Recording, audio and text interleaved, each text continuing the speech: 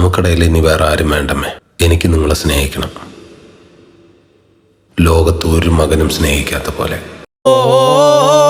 തന്നത്താനെ വീണേ മാറാപ്പേ തക്കത്താലെ മേലെ കൊണ്ടാപ്പേ കൊല്ലപ്പാണേ അവൻ വിട്ടുക്കനാ, അവൻ്റെ ഉത്തരവാദിത്തം കണ്ടില്ലേ, നല്ല പയ്യൻ. പാടേ യാണേ ലീമേ പേ ചങ്ങാത്ത കൂട്ടില്ലെന്നേ ചക്കേലോ മുള്ളില്ലെന്നേ ചന്തേലോ.